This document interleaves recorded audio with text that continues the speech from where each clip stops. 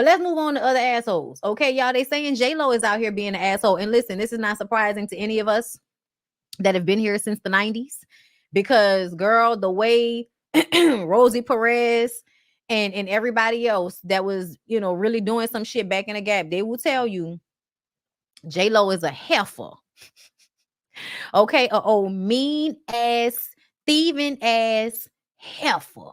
That's what they say about it, y'all. But let's listen to what this popular choreographer, choreography, shout out to Jocelyn Hernandez, had to say. Let's see, popular Dexter Carr. Okay, Dexter Carr. What do you have to say? I have a J-Lo story. Tell us. The year is 2019, and I'm dancing with Jennifer Lopez in the 2019 Grammys. And she was asked to do the Motown tribute, and she said yes. As we all know, Motown is a record label, is Black-owned, a home to the most iconic artists in history, Diana Ross's Supremes, the Temptations. Like, come on now, we know what's going on. I had worked with her previously before. I did a music video of her, a couple performances, I think Billboard Awards, some other stuff too, which, it was cool, whatever. I was just very shocked that she was going to do a Motown tribute at the Grammys, which is a award show for music. I walk into rehearsal on the first day. Here was the first red flag for me. I walk into rehearsal the first day to the Motown tribute rehearsal. There was only 3 Black people, including myself. Everybody else in the room was white or other. It's giving whitewashing of history. Excuse me, y'all. And I specifically remember when it's happened because that's when I threw my hands up because it made me want to holler. When it comes to Smokey Robinson. This is when you realize light-skinned, light-eyed niggas are colorist and a lot of the times are betrayers to their own people. Meanwhile, being able to stand on their people's backs, okay? Because that's a lot of the Motown, like everybody in Motown really got on during that time because it was a black music label at a time when there weren't any music labels for Black people. Black people were being kept out of music a lot. That's why they had to, over cleanse and whitewash the image of the first acts on Motown. You know what I'm saying? Your Supremes and even your boy Smokey Robinson and whoever the fuck they were, because he had a group. I remember feeling like out of all the people, J-Lo is not the person that should do a Motown tribute. She's not enough of a vocalist. She's not Black. Nothing about Motown gives Las Vegas Showgirl. And J-Lo gives Las Vegas Showgirl. And nothing about Motown is Las Vegas Showgirl. And what I mean by that is Las Vegas girls are throwing legs up and dancing. Motown was never that. The most you was going to get with a little, a little shimmy and a 1-2 bop. But you weren't going to get any real choreography from a Motown performance. It was more about the singing and the song quality. So it's very annoying to me back then to hear Smokey Robinson tell us that Motown was about inclusivity of everyone, not just Black people. That's fucking cap because there was nobody else around for the most part besides Black people. Black people and white people during the 50s and 60s. Those are the 2 main groups of people that were living here. Yeah, there were other ethnicities of people, but please understand that those came in over time and they were also sanctioned off to their own areas.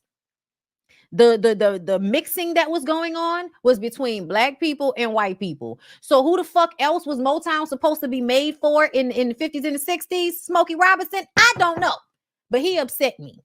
I'm sorry. I'm gonna let this young man get back to his story, but all of that aggravation just came back up for me when he was talking about this, and then talking about how he was one of 3 Black people involved, and we knew the shit looked stupid when we knew that shit was stupid when it first happened, and we had to have one of the people who was so such a huge figure in Motown history, Smokey Robinson, not only being a performer, but also being a writer and a producer of other people's songs. So it's, in creating the Motown sound. So for him to come out and say such a thing, it was really, to me, a slap in the face of the Black people that still should have been getting a job that day versus J-Lo and the multicultural ambiguity y'all want to act represented Motown at its infancy. Girl, stop.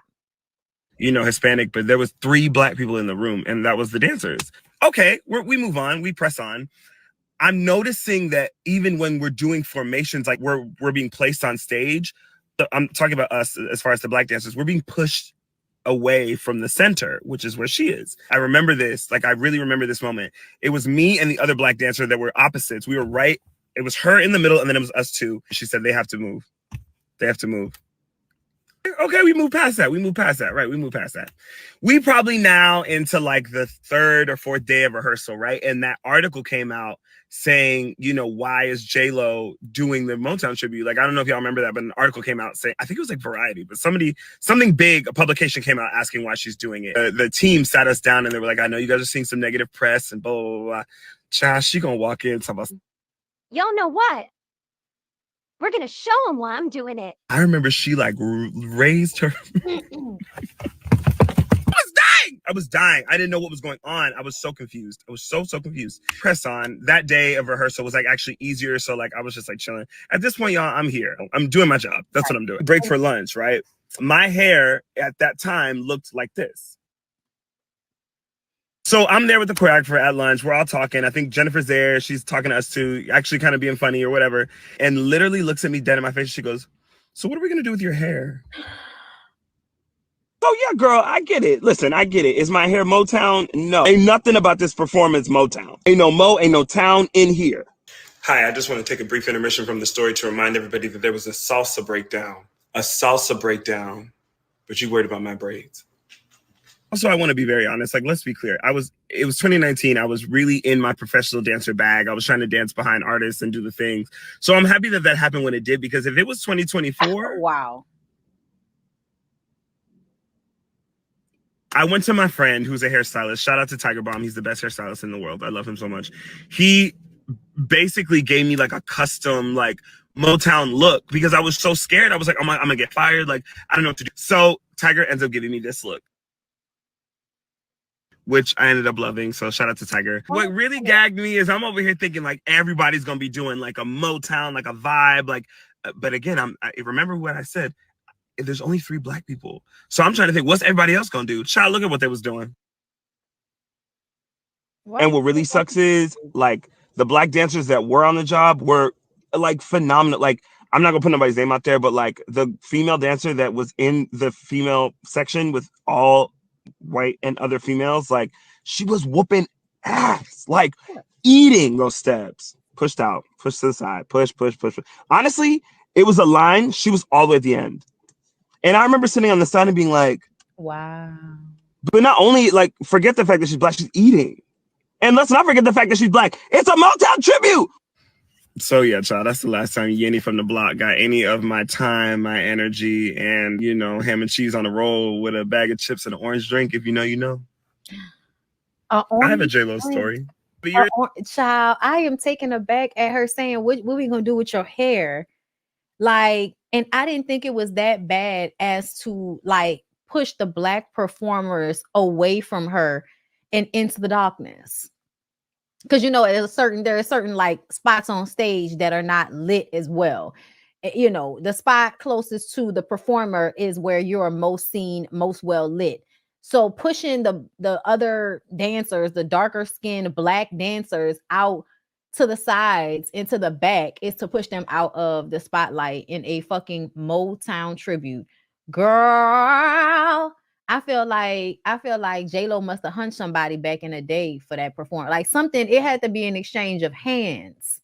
Like something had to, you know, an exchange of something. There had to be an exchange, a transactional situation for why this took place. And I've heard like various messed up stories about J-Lo for years, which is why I've never been that big of a fan of hers. Like, I like her. I like how she dresses. You know what I'm saying? Every once in a while, she can give you a good performance. I kind of like forgot my dislike for her and kind of started to like her again as of recent. And now I just feel like I'm back to not liking your ass again. Like, thanks for disappointing us, J-Lo, with the colorism and the racism. Thank you. We appreciate you reminding us who you are, girl. And I'm sitting here scrolling for dear life on Real with Yanni's page because I thought that I remembered her posting a video of the lady talking about Jenny and her curly hair, but that's okay, girl. I already told y'all. I already told y'all what happened, okay?